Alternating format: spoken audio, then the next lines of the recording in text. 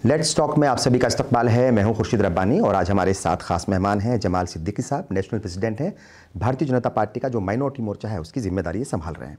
अलग अलग जिम्मेदारियों पे ये रहे हैं पार्टी में, और महाराष्ट्र में जो हज कमेटी है उसके भी चेयरपर्सन रहे हैं। तो पार्टी में लंबे वक्त से जुड़े हुए हैं, पार्टी को अच्छी तरीके से समझते हैं, पार्टी ने अच्छी तरीके से समझती है और इसीलिए बड़ी जिम्मेदारी दी है। माइनॉरिटी जो कम्युनिटी है इस मुल्क की, उस पार्टी की ये जिम्मेदारी इस वक्त संभाल रहे हैं। इस्तकबाल है आपका, कैसे हैं? अल्लाह करम। सर्दी का मौसम आ गया है, इस वक्त थोड़ा सा ठंड बढ़ गई है, लेकिन सियासी माहौल जो है वो थोड़ा सा गर्मा रहा है। 5 स्टेट में इंतखाबात हैं, तो माइनॉरिटी मोर्चा आप संभाल रहे हैं एक बड़ी पार्टी का, जो इस देश की सबसे बड़ी पार्टी है और वो रूलिंग पार्टी भी है। बहुत सारी स्टेट्स में भी उसकी हुकूमतें हैं और मरकज़ में तो है ही। तो जाहिर तौर पर जिम्मेदारी है आपकी, आपसे सवाल जवाब भी होते होंगे पार्टी के अंदर। 5 स्टेट के जो असेंबली इंतखाबात हैं उसको लेकर के आपका मोर्चा कितना तैयार है और क्या उसका रोल है? देखिए, हम मौसम के हिसाब से ठंडे गर्म नहीं होते जी। भारतीय जनता पार्टी के कार्यकर्ता 365 दिन गर्म रहते हैं और संगठन के लिए काम करते रहते हैं। हमारी विचारधारा है पहले देश, फिर पार्टी, फिर हम।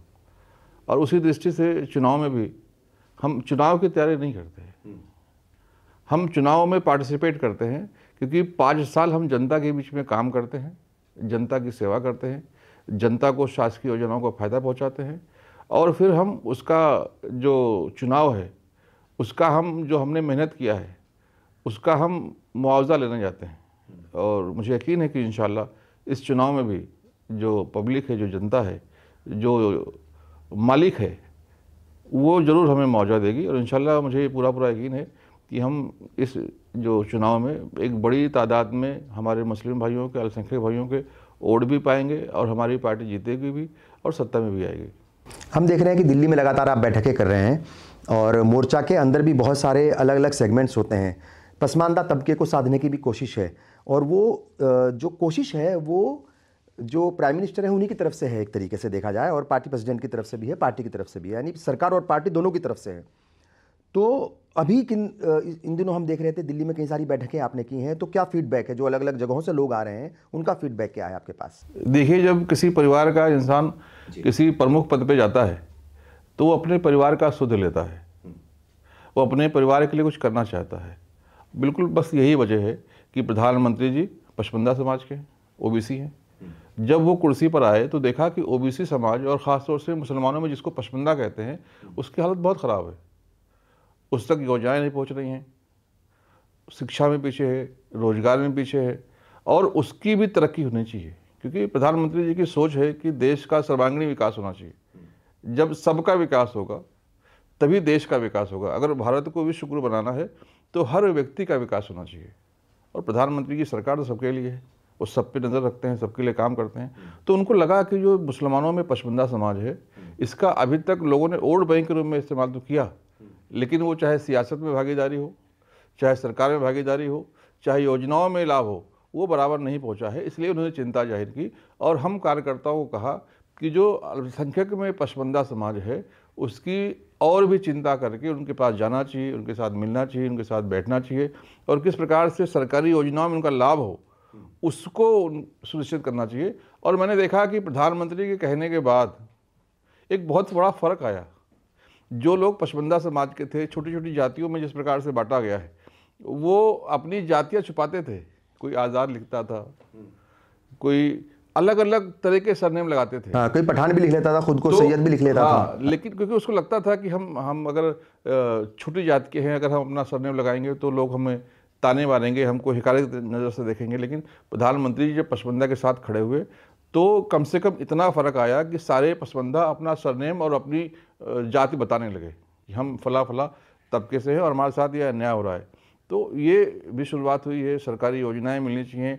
भारतीय जनता पार्टी का चाहे संगठन हो, चाहे सरकार में जो पद होते हैं, कमेटियां होती हैं, उसमें उनकी भागीदारी बढ़नी चाहिए। इसके लिए हम लोगों ने काम शुरू कर दिया है और उसका बड़े पैमाने पर फ़ायदा भी हो रहा है। हाँ, ठीक है साहब, ये बात तो आपने कही है और कई जगहों पर दिखता भी है ऐसा। जैसे उत्तर प्रदेश की बात हम करें, वहाँ पर पसमानदा तबके के एक नेता को जो है वो एमएलसी बनाया पहले, अभी दूसरों को बनाया और उनको वज़ीर भी बनाया हुकूमत में, है ना, स्टेट मिनिस्टर का दर्जा दिया। पर ठीक हम जब देखते हैं ठीक उसका उलट हो जाता है। मरकज़ में मुस्लिम फ्री कैबिनेट हो जाती है। इनफैक्ट कोई मतलब स्टेट मिनिस्टर भी नहीं है आज की डेट में, और ये आज़ादी के बाद पहली बार ऐसा हुआ है, पहली बार ऐसा हुआ है कि कोई राज्य मंत्री भी नहीं है मुस्लिम तबके का। क्योंकि जब आप होंगे तो आप अपनी कौम को समझते हैं और आप उसकी बात को उठा सकते हैं। तो मैंने कहा यूपी में तो दिखता है वो कि भाई एक पसमानदा तबके को एमएलसी भी बनाया आपने, और अभी लेटेस्ट किसी दूसरे साहब को भी बनाया है जो एमयू के वाइस चांसलर थे, लेकिन मरकज़ में जो वजीर थे उनको भी हटा दिया गया। भाई उनकी जगह दूसरों को बना सकते थे, चूँकि खटाना साहब का लग रहा था कि वो पसमानदा तबके से आते हैं, बल्कि वो तो शेड्यूल ट्राइब से हैं। ऐसा लग रहा था कि शायद उनको मौका मिलेगा, लेकिन अभी तक कहीं कोई ना तो खबर है और ना ही कहीं चर्चा है और ना ऐसा कुछ नज़र आ रहा है। ऐसा क्यों? देखिए, मेरा ऐसा मानना है कि रीशफलिंग होती रहती है जी। माननीय प्रधानमंत्री जी के प्रधानमंत्री कार्यकाल में 3 मंत्री अल्पसंख्यक समाज से थे, मुस्लिम समाज से। हाँ, बिल्कुल थे। अकबर साहब थे, नज़मा थी और नकवी साहब थे। अब वो रीशफलिंग हो रहा है। अब अभी हो सकता है अभी कोई ना हो। और आपने खटाना साहब की बात की, जब से वो राज्यसभा बने हैं तब से रीशफलिंग हुआ ही नहीं है। हो सकता है अगली रीशफलिंग में वो मंत्री हो। और दूसरी बात, सरकार इसलिए नहीं बनती कि किसी समाज को मंत्री बनाया जाए। ये कांग्रेस की पॉलिसी थी कि इस समाज के 2 मंत्री बना दो, उस समाज के 2 मंत्री बना दो, उस समाज के 2 मंत्री बना दो, और सबको दिखावा कर दो और बाद में देश को लूटते रहो, जनता को कुछ ना मिले।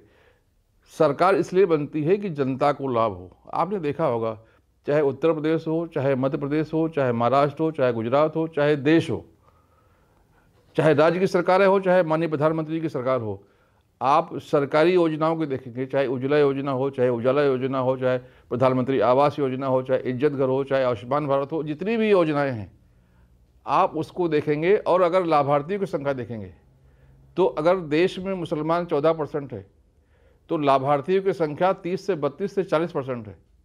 आप अगर 50 करोड़ अगर हमने जो है जनधन योजना में खाते खुलवाए तो उसमें 22 करोड़ मुसलमान हैं। उत्तर प्रदेश में अगर 19% मुसलमान है तो वहाँ टोटल आबादी ही मुसलमानों की 14% के हिसाब से 20 करोड़ से कम बैठती, तो 22 करोड़ कहाँ से हो गए सर? कहाँ पे 22% में बोल रहा हूँ। ये जो आबादी जा रही है, ये जो संख्या जा रही है, इसमें लाभार्थियों की संख्या सबसे ज़्यादा मुसलमानों की है। वो इसलिए है क्योंकि सरकार गरीब कल्याण के लिए काम कर रही है। सरकार इसलिए नहीं आई है कि फला को मंत्री बना दो। ये बात मैं दावे के साथ कह सकता हूँ, मैं आपकी इस बात से एग्री करता हूँ और मैं दावे के साथ कह सकता हूँ कि जितनी भी वेलफेयर की स्कीम्स हैं उसमें मुस्लिम तबके को फ़ायदा पहुँचा है और फ़ायदा उठाया गया बिना भेदभाव के। ये बात मैं बिल्कुल दावे के साथ कह सकता हूँ, एज ए जर्नलिस्ट कह सकता हूँ। लेकिन सर ठीक उसी वक्त बात ये होती है कि जब इंतखाबात होते हैं, मतलब असेंबली के या पार्लियामेंट के, उनको टिकट नहीं दिए जाते। तो एक तरफ तो योजनाओं में तो आप फ़ायदा दे रहे हैं, इसमें कोई शक नहीं है, लेकिन विधानसभा के लिए, लोकसभा के लिए मुस्लिम तबके का रिप्रेजेंटेशन जो है वो, मतलब जो उनका प्रतिनिधित्व है वो क्यों कम हो जाता है या क्यों कम रखा जाता है, क्यों टिकट्स नहीं दिए जाते? फिर वहाँ पर सवाल उठते हैं। दूसरी बात ये भी है कि मरकज़ी हुकूमत का अल्पसंख्यक कार्य मंत्रालय, वहाँ पर बहुत सारी योजनाएं हैं जो बंद कर दी गई। मौलाना आज़ाद फेलोशिप की थी, वो उसको बंद कर दिया गया है। सरकारी आंकड़े हैं 1,80,000 जो छात्र हैं अक़लियती तबके के, वो वंचित रह गए उस फेलोशिप से। तो ये तो मतलब जो है नाइंसाफ़ी हुई ना इस तबके के साथ। देखिए, आप एक तरफ की बातें कर रहे हैं जी, हमारी बात दोनों बात कही सर। हमारी बात, मैं उस बात को बिल्कुल तायद करता हूं कि वाकई योजनाओं का फायदा पहुंचा। हमारी बात भी सुने। हाँ, हम तो ये कहते हैं कि हमने किसको टिकट नहीं दिया। आप ऐसे नाम गिनवा दें कि जो आए थे, जिनको जनता का समर्थन था और भारतीय जनता पार्टी ने उनको इसलिए नकार दिया क्योंकि मुसलमान थे। आप अभी 19 में टिकट काट दिया गया शाहनवाज हुसैन का। आप त्रिपुरा में देखें, वहां पे जो है यूनुस खान को टिकट एक दिया गया, उनकी कॉन्स्टिट्यूएंसी बदल दी गई। लोगों ने कहा कि तो हराने के लिए टोंक से उतारा है। 2013 के जो इंतखाबात राजस्थान में हुए थे, 4 टिकट दिए थे असेंबली के लिए बीजेपी ने, और वो एक टिकट दे दिया फिर जो है 2018 में। तो ये तो नाइंसाफी हुई ना। अभी त्रिपुरा में बाई इलेक्शन हुआ, उसकी भी गिनती कर लें। वहाँ पे मामूल साहब को अल्पसंख्यक समाज के हैं, मुसलमान है, वहाँ पे उनको टिकट दिया गया। कुल 36,000 वोट कास्ट हुए, जिसमें से 30,000 वोट उनको मिले। शाहनवाज भाई की बात करें, वो गठबंधन में सीट जेडीयू चली गई थी। तो पॉलिसी भी तो कुछ होती है। आप जो है यूनुस, नहीं, आप अगर यूनुस भाई की बात करेंगे, यूनुस भाई को टॉक से दिया गया। तो हम जो है ये कह रहे हैं कि किसको टिकट नहीं दिया उसकी भी बात कर लें। अब सवाल ये उठता है कि जब हमारे पास लोग आएंगे जनता का समर्थन लेके, क्योंकि भारतीय जनता पार्टी में कोई हाईकमान नहीं है। भारतीय जनता पार्टी में जो टिकट का बंटवारा होता है जनता के जनादेश पे होता है। जनता जिसको जनादेश देती है उसके हाथ में कमल का फूल दिया जाता है। हमारा उम्मीदवार कमल का फूल होता है। अब सर्वे होता है, जो लोग 5 साल काम करते हैं, जो लोग जनता के बीच में रहते हैं, उनका जो सर्वे में नाम आता है उसके बारे में विचार किया जाता है। भारतीय जनता पार्टी में अल्पसंख्यक समाज को, मुसलमान समाज को टिकट देने के लिए भारतीय जनता पार्टी के संविधान में संशोधन की आवश्यकता नहीं है। हम टिकट देते हुए आए हैं। संविधान मत बदलिए सर, मन बदलिए, सोच बदलनी पड़ेगी पार्टी को। लेकिन ये सोच दोनों तरफ बदलनी चाहिए। हाँ, अल्पसंख्यक समाज को भी चाहिए कि फला नेता हमारा है, माननीय नड्डा जी, माननीय मोदी जी, इसको टिकट दे, हम जिता के लाएंगे। आप उन्हीं समाज के भाई, ये जो सर, ये जो बिल्कुल सही आपकी बात, ये जो डिफरेंस है और ये जो इतनी खाई पैदा हो गई है, इतनी गहरी खाई, या इतना बड़ा फासला आ गया है बीजेपी के बीच और मुस्लिम तबके के बीच, खासतौर से मुस्लिम तबके के बीच, आपको लगता है कि इसे पाटने की जरूरत है? और कौन से वो तरीके हैं जिन्हें अपनाकर, हाँ, चूंकि देखिए आपने खुद ही इस बात को कहा कि दोनों तरफ सोचना पड़ेगा, ये फासले मिट गए। जो सरकार आई है अभी, माननीय प्रधानमंत्री मोदी जी के नेतृत्व में चल रही है, उस सरकार ने जो सरकारी योजनाओं के लाभ दिए हैं, उससे जो जनता है उसको समझ में आ गया है कि हमारा दोस्त कौन है, हमारा दुश्मन कौन है। जब हम जाते हैं लाभार्थियों से मिलने, मैं उत्तर प्रदेश के दौरे पर था, मैं गया, एक बूढ़ी माँ के घर में गया मिलने के लिए, तो वो रोती हुई बाहर आई जब इसको ये पता चला कि प्रधानमंत्री मोदी जी का कार्यकर्ता आया हुआ है। हमने कहा, माँ रो क्यों रहे हो आप? तो उन्होंने कहा, बेटा ये जो घर देख रहे हो ना, ये प्रधानमंत्री मोदी ने बनवाया हमारे लिए, लेकिन मैं पिछले 20 साल से उसको बददुआएं दे रही थी, उसको गाली दे रही थी और उससे नफरत कर रही थी, लेकिन उस प्रधानमंत्री मोदी ने हमें घर दिया है। उस घर में हम बारिश में सुकून से सोते हैं, रात की नींद खराब नहीं होती है। तो जो ये एक्सपीरियंस लोगों के दिलों में जा रहे हैं, तो बदलाव आ रहा है। ये बदलाव ही है कि उत्तर प्रदेश में जो स्थानीय निकाय के चुनाव हुए, उसमें 36 से ज़्यादा चेयरमैन के टिकट दिए गए, उसमें 12 से ज़्यादा जीत कराए, 900 से ज़्यादा पार्षद के टिकट दिए गए, उसमें 600 से ज़्यादा जीत कराए। और सभी प्रदेशों में, चाहे राजस्थान हो, चाहे महाराष्ट्र हो, चाहे मध्य प्रदेश हो, हमारे पार्षद लेवल से बदलाव शुरू हुआ है। हाँ, ये शुरुआत की थी गुजरात से। गुजरात में जो है वो निकाय चुनाव में टिकट देने शुरू किए थे, ठीक है साहब। पर मेरा सवाल फिर वापस वही है कि एक गरीब तक तो आपकी योजना का फ़ायदा पहुंच रहा है। वो जो नफ़रत करती थी, नफ़रत की बजाय अब वो मोहब्बत कर रही है प्राइम मिनिस्टर से, अकॉर्डिंग टू यू, आपके मुताबिक, आपने देखा, चूँकि आप गवाह हैं उस बात के। मगर वो कार्यकर्ता जो लगातार आपके लिए काम कर रहा है, जो सुबह शाम अपने समाज की गालियां भी खाता है, बुरा भला वो सुनता है क्योंकि वो बीजेपी को सपोर्ट कर रहा है, फिर जब उसको टिकट नहीं मिलता, वो कार्यकर्ता के भी आंसू होते हैं, वो भी रोता है, उसके आंसू पोंछने का काम क्यों नहीं किया जाता जब वो टिकट मांगता है? ये आप अपनी कल्पना की बात बता रहे हैं। मैं कल्पना की नहीं सर, मैं सच्चाई बता रहा हूं। आपके टेलीविजन के सामने में एक भी भारतीय जनता पार्टी कार्यकर्ता ना कार्यालय को तोड़ता हुआ नजर आता है, ना अपने नेता को गाली देता हुआ नजर आता है।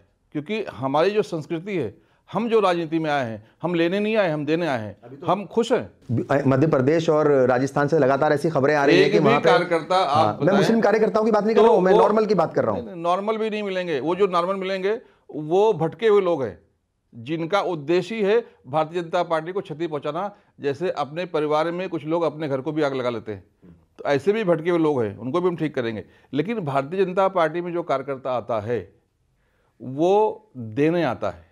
मैंने कहा कि हमारी जो सोच है, हमारी जो संस्कृति है, पहले देश, फिर पार्टी, फिर हम अपने मंत्री बनने नहीं आते हैं। ये कांग्रेस की कल्चर है, वो बात ठीक है, वो सपा का कल्चर है, लेकिन जो पार्टी कार्यकर्ता होता है ना, कल्चर है। हम संतुष्ट हैं, हमारा हर कार्यकर्ता खुद संतुष्ट है कि भारत उन्नति कर रहा है। जमाल साहब, मेरा सवाल टाल रहे हैं आप। मेरा तो सवाल यही है कि कार्यकर्ता तो बराबर है, आप खुद करें, सब कार्यकर्ता बराबर हैं, तो फिर वो नाइंसाफी मुस्लिम कार्यकर्ता के साथ ही क्यों? टिकट क्यों नहीं दिया जाता? राजस्थान में एक भी मुस्लिम का नाम नहीं है उसके अंदर। ये अगर राजनीति को हिंदू मुस्लिम करेंगे, राजनीति को विधायक और मंत्री से जोड़ेंगे, तो शायद आप नाउम्मीद होंगे। हमारी राजनीति है समाज में जो तरक्की हो, समाज में योजनाएं जाएं, सबका साथ हो, सबका विकास हो, सबको शिक्षा हो, सबको रोजगार हो, भारत की उन्नति हो, इसके लिए हम काम करते हैं। और इसलिए इसमें जब तरक्की हम देखते हैं, भारत का विकास भी हो रहा है, सबका साथ भी आ रहा है, सबको योजना भी मिल रही है। हम राजनीति इसलिए नहीं करते कि हम विधायक बन जाए, मंत्री बन जाए।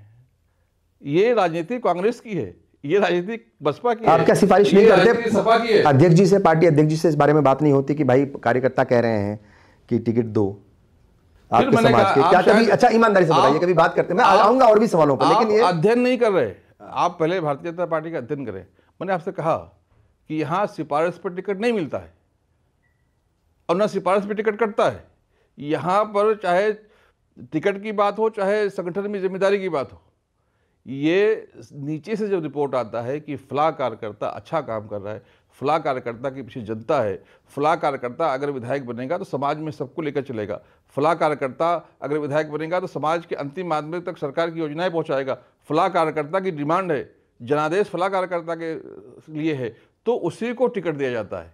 ये मैं आपको अपने अनुभव की बात बता रहा हूँ जो मैंने देखा है, और ये हमारी सिद्धांत है कि भारतीय जनता पार्टी में ना किसी की सिफारिश से टिकट मिलता है, ना सिफारिश पे टिकट कटता है, जनता के जनादेश पे टिकट मिलता है, टिकट कटता है। बड़ी साफ गोई से या बड़ी मतलब जो है होशियारी से आप इस सवाल से बच रहे हैं। अभी तक क्लियर जवाब नहीं दिया सर आपने।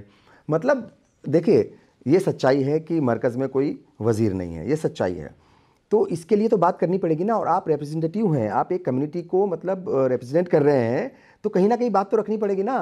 प्राइम मिनिस्टर के सामने, पार्टी के जो जिम्मेदार हैं आपसे ऊपर हैं हायरार्की में, उनके सामने बात रखेंगे कि भाई लोगों की शिकायत है कि मेरी कम्युनिटी का कोई बंदा नहीं है, सुनता नहीं है, उसकी तकलीफ को तो वही ज़्यादा अच्छे तरीके से समझ सकता है। ये आपकी सोच है, ये कांग्रेसी सोच है, ये सपा की सोच है। मैं आपको बताऊं, देश में जो पहला कैबिनेट बना तो उसमें जो शिक्षा मंत्री थे, जिनके नाम से रोड है सामने, मौलाना आज़ाद साहब, वो शिक्षा मंत्री थे।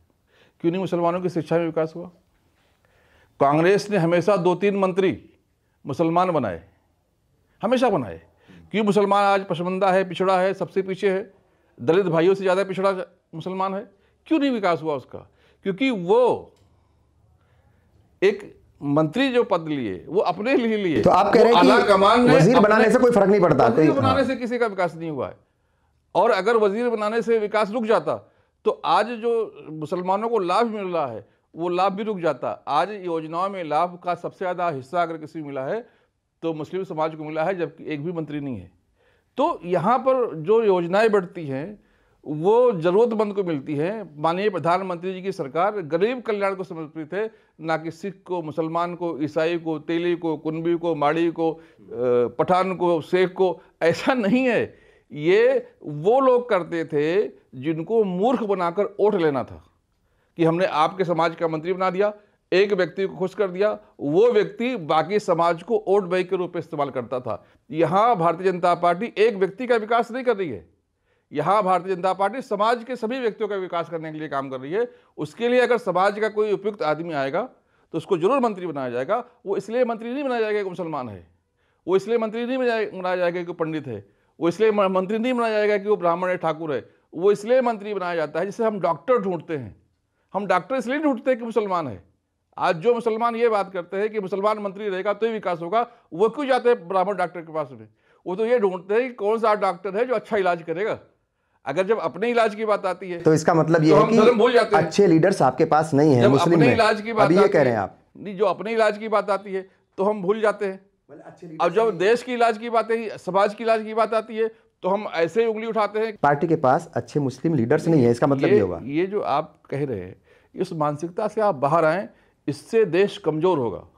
हमें समाज के लिए काम कर रहा है। आप समाज की बात कीजिए, आप बताइए कि ऐसा कौन सा व्यक्ति है जिसके साथ अन्याय हुआ है, जिसकी अनदेखी हुई है? ऐसा कौन सा व्यक्ति है जो अल्पसंख्यक होने के नाते उसको सरकारी योजनाएं नहीं मिली हैं? ऐसा कौन सा व्यक्ति है जो मुसलमान होने के नाते पिछली पंक्ति में खड़ा है? ऐसा कोई भी व्यक्ति देश में नहीं मिलेगा, क्योंकि देश ही नहीं पूरी दुनिया ढूंढ रही है प्रधानमंत्री जी को बदनाम करने के लिए। लेकिन आज तक ऐसा कोई व्यक्ति नहीं मिला जिसको जाति के आधार पर, धर्म के आधार पर, रंग के आधार पर, लिंग के आधार पर फर्क किया गया हो। सबका साथ जो है ना बिल्कुल बराबर है। ये नारा बदलता रहा, सबका साथ सबका विकास, फिर सबका विश्वास हुआ, फिर सबका प्रयास हुआ। ठीक है, मैंने पहले भी कहा था, और मेरा ख्याल कि इस बात पे ज़्यादा बहस करने से इसलिए फ़ायदा नहीं है क्योंकि आप जो हैं, आपको पता है आपको क्या बोलना है, उस पर आप इधर उधर नहीं होंगे।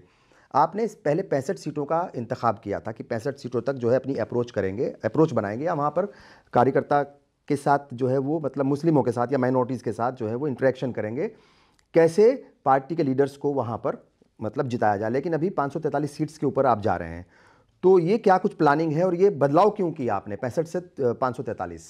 देखिए, हमने 65 ऐसे लोकसभा जी जहाँ पे अल्पसंख्यक आबादी, मुस्लिम आबादी 30% से ज़्यादा था, वहाँ पर हमने सरकारी योजनाएं पहुँचाने के लिए, भारतीय जनता पार्टी की विचारधारा, प्रधानमंत्री मोदी जी की कोशिश, सबका साथ पहुँचाने के लिए हमने वहाँ ऐसे लोग जो गैर राजनीतिक हैं उनको जोड़ने का काम शुरू किया था। क्योंकि समाज में जो पढ़ लिख कर आगे आते हैं, समाज में जो गरीब तबका है, उसका कोई व्यक्ति अगर ऊंचे स्थान पर जाता है तो उसका भी सोच होता है, उसकी भी नीयत होती है कि हम अपने समाज के लोगों को ऊपर लेकर आएँ, लेकिन वो डायरेक्ट राजनीति में नहीं आ सकता है। तो जो व्यक्ति डायरेक्ट राजनीति में नहीं आ सकता है लेकिन फिर भी समाज के लिए फिक्र रखता है, तो उसको भी जोड़ना चाहिए, उसके लिए उसको भी काम मिलना चाहिए। उसके लिए हमने मोदी मित्र बनाने का काम शुरू किया। ऐसे व्यक्ति जो चुनाव में डायरेक्ट नहीं आ सकते, ऐसे व्यक्ति जो राजनीति में डायरेक्ट नहीं आ सकते, वो कोई डॉक्टर्स है, कोई इंजीनियर्स है, कोई पत्रकार है, कोई गवर्नमेंट सर्वेंट है, उनको हमने मोदी मित्र बनाकर समाज के साथ और सरकार के साथ जोड़ने का काम शुरू किया था। वो बहुत अच्छे तरीके से सफल हुआ। एक लोकसभा में 5000 मोदी मित्रों को जोड़ने का हमने काम शुरू किया था, वो पूरा हो गया। आउटरीच भी हमारा शुरू है। ये जो प्रयोग सफल हुआ है, इसके वजह से माननीय जो जेपी नड्डा जी हमारे सम्मानीय राष्ट्रीय अध्यक्ष हैं, उन्होंने कहा कि हमें 543 लोकसभा में ये काम करना चाहिए और सभी लोकसभाओं में मोदी मित्र बनाना चाहिए। जो सूफी हैं देश भर के, उनको जोड़ने के लिए काम करना चाहिए। आपने तो किया वो भी, कई सारे जो है वो सम्मेलन किया आपने। इस कार्यक्रम को हम जो 65 लोकसभा में करते थे, अब हम 543 स्नेह संवाद प्रोग्राम भी कुछ चला रहे हैं आप लोग, है ना? तो उसका क्या एजेंडा है और किस तरीके से उसमें काम किया जा रहा है? जो लोग हमारे साथ जुड़े हुए हैं, वो चाहे इन्फ्लुएंसर्स हैं समाज के, चाहे सूफी बिरादरी के लोग हैं, चाहे मोदी मित्र हैं, चाहे धर्मगुरु हैं, ऐसे लोग जो जुड़े हुए हैं हमारे साथ, जो वो पार्टी कार्यकर्ता है, पार्टी के समर्थक हैं, उनके साथ हम संवाद करेंगे।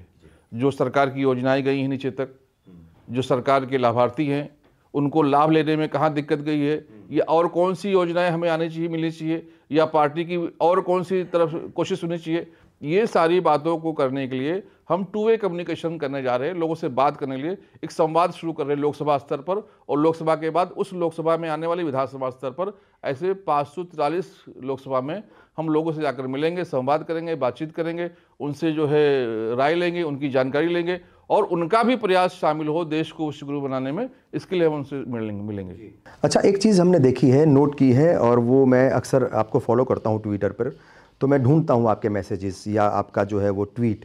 ऐसे मौके पर जब कहीं लिंचिंग होती है, ऐसे मौके पर जब किसी को जला करके मार दिया जाता है, ऐसे मौके पर जब नफरती बयानबाजी होती है, तो जमाल सिद्दीकी साहब क्यों खामोश रहते हैं? कोई मजबूरी है उनकी, या फिर कहीं से ऊपर से ऑर्डर है कि भाई खामोश रहो, या फिर खुद ही सोचते हैं कि भाई बोलने से क्या फ़ायदा, कहीं नुकसान ना हो जाए? नहीं, देखिए क्या है कि वो लोग जो उसमें मज़े लेना चाहते हैं वो ट्विटर पर बात करते हैं, और हम लोग जहाँ कुछ होता है ग्राउंड पे जाते हैं, बात करते हैं, उनको मदद देने की कोशिश करते हैं। ये नाइंसाफ़ी क्यों हुई है, ये घटना क्यों हुई, उसमें तह तक जाने की कोशिश करते हैं। कहाँ गए आप? जुनैद नासिर वाले मामले में गए? बिल्कुल गए, कश्मीर में गए, मैं जुनैद नासिर की बात कर रहा हूँ, सभी जगह गए। जहाँ जुनैद नासिर वाले में नहीं गए आप? नहीं, आपको बता के जाएंगे।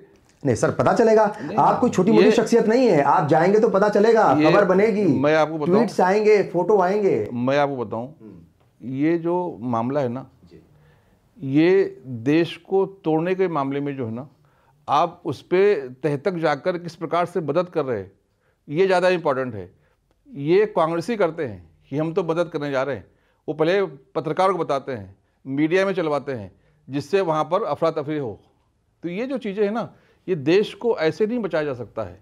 जो देश की तोड़ने वाली ताकतें हैं, इनको अगर ख़त्म करना है तो ऐसे समाज के जो लोग हैं जो उनके खिलाफ हैं, उनको एकजुट करना होगा, उनसे मिलना होगा। ऐसी घटनाएं क्यों घटी हैं उसके तह तक जानना होगा और उनको इंसाफ मिले, इसके लिए काम करना होगा। भविष्य में ऐसी कोई घटनाएं ना घटें, इसके लिए काम करना होगा। तो मैं बिल्कुल, बहुत अच्छी बात है, और जो है उसको प्रेस कॉन्फ्रेंस करके होगा। अच्छी सोच है ये बहुत। अगर आप वाकई इस पे काम कर रहे हैं तो इसको अप्रिशिएट किया जाना चाहिए। क्या आपको लगता है कि ऐसे संवाद जो हैं, स्नेह संवाद कार्यक्रम आप चला रहे हैं, ऐसा उन लोगों के साथ भी वार्तालाप या बातचीत का दौर शुरू करना चाहिए जो नफरती बयानबाजी करते हैं, या जिनकी तरफ से मतलब जो है वो एक ख़ास तबके के ख़िलाफ़ मतलब प्रोपेगेंडा किया जाता है?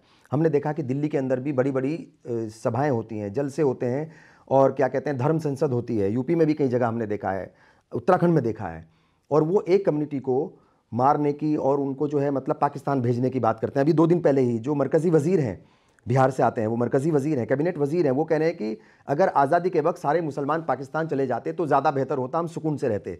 तो जो इस तरह की बयानबाजी करते हैं, क्या उनसे संवाद करने की आप लोगों को खास तौर से ज़रूरत है? क्योंकि आप कहेंगे तो बात सुनी जाएगी।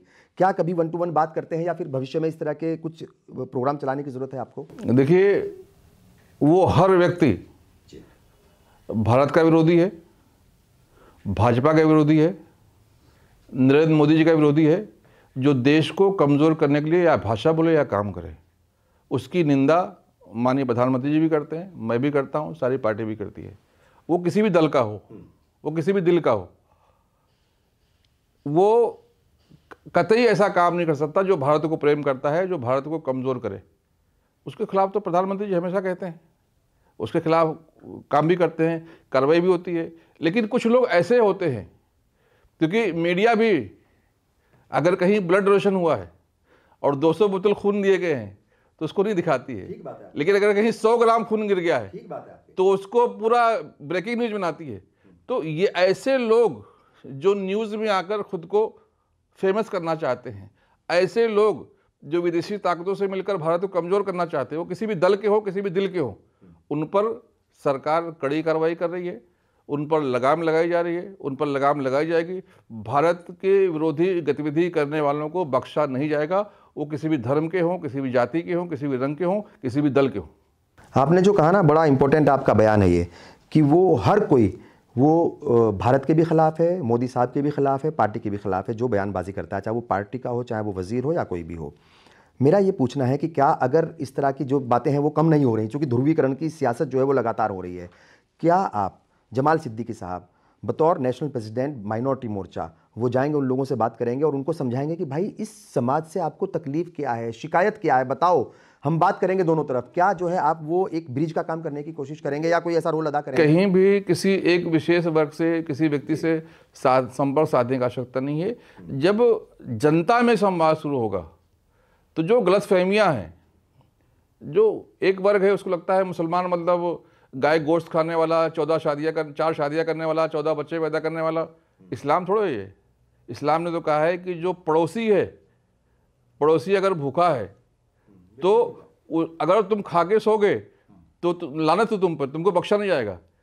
जो लोग एक बयान पे, प्रॉफिट सल्लल्लाहु अलैहि वसल्लम के ऊपर बयान देने पे सर तंजुदा की बात करते हैं, वो प्रॉफिट साहब के सीरत को नहीं देखते हैं कि एक बुढ़िया जब उन पर कचरा डालती थी और बीमार हुई, जब कचरा नहीं डाली तो उससे मिलने गए थे।